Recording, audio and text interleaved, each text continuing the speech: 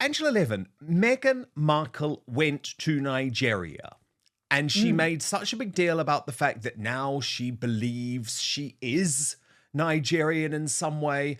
And she was given this title. In fact, they both were. So it was Prince Harry and Meghan, Adikatakumbo, or Princess of Arachikiwa, the Ancient Kingdom. And at the time, Meghan made out as if she was going to use this title. She said, I treasure the name and appreciate your trust in me to carry it with grace and dignity. But you've been looking into this, and there is now some concern that Meghan has absolutely no plans of using her Nigerian title because she's still so desperate for everyone to call her the Duchess of Sussex. What's going on here? Yeah, well, she said she was 43% Nigerian. She had a DNA test, and that If you showed believe that. those tests. Because remember, she used to say she was Maltese that was her as well. original thing. And then she said she felt she was at home. This was her home, and she was very charming. And she appreciated all that they're doing. And then she hasn't actually done one thing with that name. She could do it, and she doesn't have to use the royal name from the UK at all, and nobody will mind one bit. I'm absolutely sure of that. And if she doesn't like it, she doesn't have to use it. So she could be a princess and do whatever she wanted, a Nigerian princess, and not have to sort of build up things that she can do that she knows would upset the royal family, but actually have a country that admired her. And she's done absolutely nothing. She came home with over 20 presents, which she could take because she was no longer a member of the royal family. So she thanked them very much. I had no idea what's in them. It's not my business, of course. But she's not even done it once. You could think, come on, be a bit gracious. Just use it for one thing so that they can be very happy and pleased with you. But oh no, I mean, what she always is Meghan, Duchess of Sussex. And she thinks, obviously, that having the title alongside Harry and UK title, that is much more important. All right, folks, let's get into this. Meghan Markle went to Nigeria, made a huge deal about it, accepted a royal title, then came back to the US and completely ignored it. You cannot make this stuff up. She said she would carry the name with grace and dignity. And then what happened? She hasn't used it once. And this is where the hypocrisy comes in, folks. Meghan constantly whines about the British monarchy, plays the victim, claims she was mistreated, yet she refuses to let go of her royal title. Why? Because it gives her status. And that's what this is really about: power, control, and attention. Now let's talk about this. Meghan claimed to have discovered her Nigerian ancestry through a DNA test. But are we really supposed to believe that this woman, who has spent years branding herself as a Hollywood progressive, suddenly wants to embrace a traditional Nigerian title? Come on. This is exactly what Meghan does.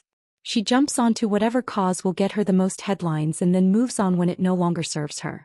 Interesting. It's just an interesting thing, isn't it? Well, isn't the reality, Angela, that she has treated Nigeria in the same way that she treated the Afghan women who she was with for 10 minutes? The same three women, there they were in 2023 and 2024. Wasn't it just another stunt? And it doesn't matter, Angela, whether it's a charity or now a country. Meghan will say whatever is required to get positive headlines at the time, but actually not put any work on afterwards. What had she actually done for Nigeria? And I pose that as a really serious question, Angela, because the thing about royals, and you know this better than anyone, is that you should choose a few passion projects that become your life's work. So Camilla, you speak about it all the time, what she's done with domestic violence. Catherine, what she's done with early childhood. With Diana, let's be honest, she was remarkable royal in a lot of ways, but it was bulimia, it was the plight of the homeless, it was landmines. She made them all international issues. Now with Meghan, it's like, what's my project of the week to get some nice coverage in a glossy Hollywood magazine. Nothing actually comes from a place of wanting to make change. And I hope that Nigeria, because I know there were a lot of people within Nigeria warning against this visit, I hope maybe this is a warning to other countries who Meghan wants to use for a little stunt. Well, that's very interesting you say that, because when they came back and said how wonderful it was, there was a lot of things that said that they were going to do yet another one around India before the end of the year. Do you remember that? That hasn't happened, has it? That hasn't happened because I think they could see that it's going to cost them a fortune. And, well, what's happening after that? But she does this with friends, doesn't she? I mean, this extraordinary way of hugging people and being nice to them. And then, boom, they've gone. You know, she doesn't want to know. And I think a lot of people now can see through that and actually are saying quite nasty things about her behaviour. There's something there that she doesn't have a sort of passion. She can act it, she can say the right thing, she can make people quite happy for an hour or so, but then she vanishes. And that's for, people of her own age, different countries, small children who, actually, that's the interesting thing. Most small children that I see with her push her away. It's absolutely extraordinary. I always think that children have an instinct about people and they know when they're safe with an adult or not. A lot of them push her out the way. Whereas if they see Catherine, who they never know, they've never known, and they're little, they dash into her arms. There's something about her that is absolutely lovable. We know that, but actually small children like that. And Meghan gets very angry. She gets that terrible anger look on her face when she kept being pushed away by small children. So who knows whether that's true or not, but we do know that she's marvelous at something and then absolutely wipes it out. Classic Meghan Markle. Folks, if you thought Meghan was bad, let's talk about Prince Harry, the spark turned corporate shill. So, let me get this straight. Harry is collecting millions from a mental health company while doing almost nothing? Meanwhile, BetterUp employees are reportedly furious because they're being underpaid and overworked while Harry is out here playing polo in California and giving half-hearted speeches about self-care. This is the problem with modern-day woke elites. They preach about equity and mental health while lining their pockets with corporate cash. What does Harry actually do at BetterUp? Is he sitting in meetings? Is he working 9 to 5? Of course not. He's there to sell the brand and rake in cash. I know. And I feel sorry for Nigeria. I genuinely do, Angela, because it is a country which is developing. It's got a lot of poverty. You could argue that they really needed a major figure like Meghan behind them. But the warning again that I would have posed is look at how transient she was of her support for the Commonwealth. Oh, I love the Commonwealth. I love the Commonwealth so much. I'm getting the countries all embroidered on my wedding dress, and I love this role that the Queen's given me. She didn't give a damn about the Commonwealth. In fact, quite the opposite. The moment that she had her Netflix show and had an opportunity to put the boot into Queen Elizabeth II, the Commonwealth all of a sudden was presented as some sort of colonial era ludicrous concept. So I just think people have to be very careful. If you're looking at this from a geopolitical perspective, be very careful before you try and attach Meghan to your brand, because she's got no loyalty. Harry wasn't doing that, was he? He should have been much more careful. He was furious with William for saying, don't rush it, which isn't something to say, look, I hate her. It was just sensible. He fell for her 100%, 150%. And you just have to think a bit longer whether it's going to be okay and try it out for longer, for goodness sake. Oh, well, of course he should have. He wouldn't listen, but he know what hated Harry was William thinking for about. having said that. And of course, William is right. Yeah, exactly. It's very sad. Yeah, and it was a nice title too, this Yoruba title, Ada to Kunbo. Do you know the translation, Angela, means the Yes, I crown treasure or the name and royalty. appreciate your trust in me to carry it with grace and dignity. No, that was her. The translation means, sorry, the crown or royalty from a foreign land. Yeah, That's what it means. Yes, it was exactly. a very important and respectful name. Yeah. But Angela, we know how Meghan operates now. Mark my words, she will only be back in Colombia if there is a financial or PR motivation for her. Sorry, she'll only be back in Nigeria if there is a financial or PR motivation for her to do so. But I would say the same thing about Colombia too. So all of these foreign governments should be very, very careful. You've got your own population to focus on. You've got people who genuinely care about you. Let's consider that the priority rather than trying to boost Harry and Meghan's stock, because we all see through it anyway. But Angela, I want to ask you about another story that you've been looking into involving Prince Harry and the company that I think he given this ludicrous title. What was it? Chief Inspiration Officer or something like that for this company, BetterUp, which is a mental health and coaching platform, apparently on a seven-figure salary. But now everyone's furious, Angela, because the company's in trouble. They're all being sacked. And of course, they're paying Prince Harry seemingly to do nothing. So let me get this straight. BetterUp is cutting costs, making its employees struggle, while Prince Harry, the Duke of Montecito, is taking home 7 figures for showing up once in a while? Folks, this isn't just corruption. It's a slap in the face to hardworking people everywhere. Now, let's talk about Meghan's habit of using causes for publicity. Because this isn't the first time she's done this, folks. Remember when she pretended to care about Afghan women? She made one speech, posted some photos, then poof, gone. Never heard about it again. And now she's done the same thing with Nigeria. She accepts a title, she plays the part of a gracious princess, and then she never speaks of it again. This is why people don't trust her.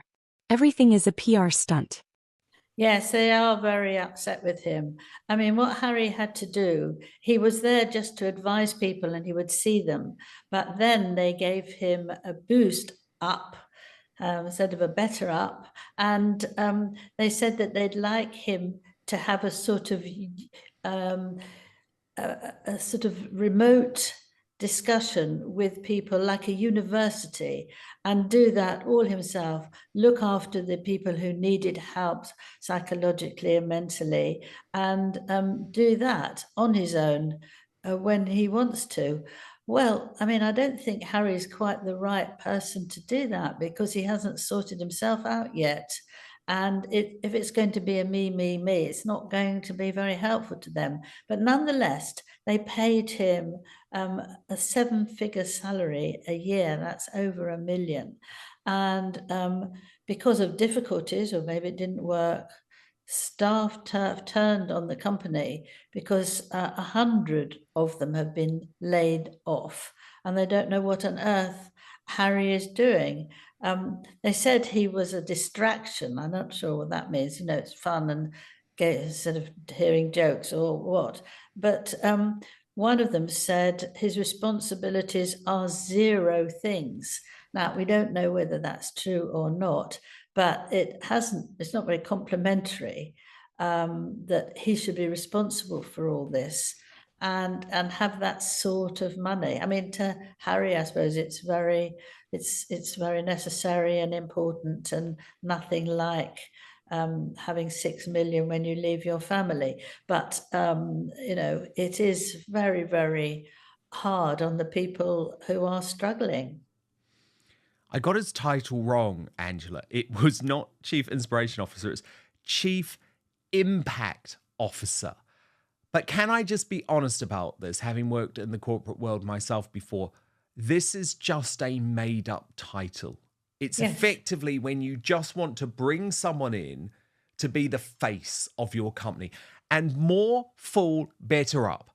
Because you've paid for someone to apparently be the face of a company which is meant to care about mental health and coaching, when actually, can we just look into Harry and how he cares about other people's mental health, Angela? Because he is putting his father through a whole load of mental anguish even while he is going through cancer treatment. He is putting his brother through a whole load of mental anguish and trauma, even when his wife is undergoing cancer treatment. He put the late Queen through a huge amount of mental trauma in her dying days. Likewise, Prince Philip, who probably didn't give a damn, but certainly the Queen did. So isn't it just a joke? Can't we just now say it is completely ludicrous that Prince Harry should be put in on any platform as some sort of champion of mental health? Because he doesn't seem to care about anyone else's mental health, Angela, and I say that from personal experience. He only cares about his own mental health and his wife's apparent mental health issues, which no one knew about at the time. And let's not forget the biggest hypocrisy of all. Meghan and Harry left the royal family, trashed the monarchy, called it racist and outdated, yet they refused to give up their titles. If they truly wanted to be private citizens, they'd ditch the royal branding and just go bide Harry and Meghan. But they won't. Why? Because without those titles, they're just another pair of rich celebrities trying to stay relevant. And guess what? People are waking up. Their popularity is tanking. Even in America, people are realizing these two are nothing but self-serving elitists. And the more they expose themselves, the harder it's going to be for them to recover. And now, even Netflix and Hollywood are losing interest in them. Their brand is dying. And all they have left is the royal title that they claim to hate so much. I think, you see, the trouble is that some people feel they're so lucky to have a royal that they don't actually think of them as a person. It's a royal, and they think the royal, well, it will be worth it because everyone will come because we've got a royal. But you actually have to see what the royal is like, and you need to investigate as you would anyone who you wanted to take on board. And if you found out how difficult he's been as a teacher, let alone for himself and helping others, that it's absolutely absurd to take him on. And the fact that you give him masses of money and that pleases him, you think people are going to come to you in huge crowds, but it's very naive, I think. They're all people. I mean, I did quite a lot with the Royals, and I find them amazing people, and I'm very respectful towards them. But they're still people. They still feel, and they still get upset if they're told something that it hurts their heart. But actually, if you can't do that with your own family, you're not going to be able to understand loads of people going through trauma themselves, because I think Harry does think, it's me, I'm the spare, I'm left out, nobody teaches me properly, I'm just left. But that's not true, because if you look at William, he also suffered, and he's tried to mend himself and look for the good things, and Harry really looks for the bad things, and it's not doing him any good, but he won't let anybody free from that. So actually trying to help someone who you want to let free the agony they've had about whatever it is, you have to be okay yourself. You have to have managed it yourself, and you can then pass on your experiences. But if you can't, then you can't do that. So it's boring, and you don't want to bother that much. That's my view, maybe wrong. No, I think you're completely right. And the thing is, Angela, isn't it about time some of these companies just learn? Because actually, you shouldn't be able to buy a royal. That's the whole point of the royal family. You can't buy King Charles or William. You could never buy the Queen. Even Princess Diana, after her divorce, never allowed herself to be bought. And they have trashed the monarchy in a way by allowing themselves to be bought. But I think maybe one of the positive things to come out of this, Angela, is that it hasn't worked.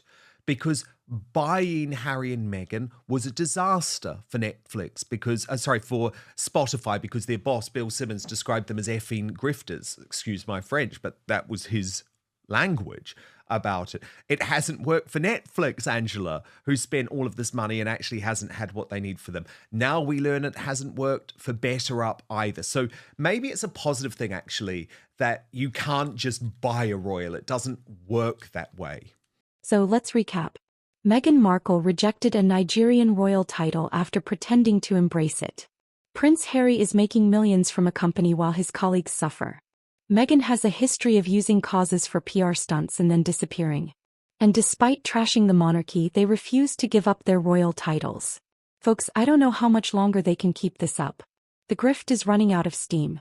People are seeing through the lies, and it's only a matter of time before Hollywood, the media, and even their elite supporters cut them off. And when that happens, they will have no one left. Because in the end, when you build your brand on lies and PR stunts, the truth always catches up.